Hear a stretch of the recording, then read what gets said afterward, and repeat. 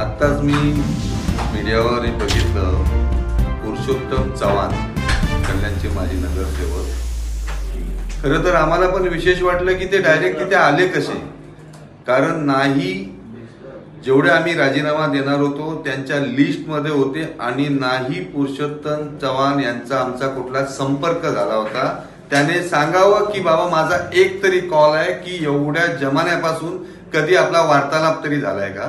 ते दिशाभूल करतायत कुठेतरी. वास्तविक त्यांनी मुख्यमंत्री एकनाथजी शिंदे साहेब आल्यानंतर आधीच ते तिथे गेले आणि त्या समोरासमोर त्यांनी हे घेतलाय, प्रवेश घेतलाय. मग आज कसा काय तो नाकारतोय?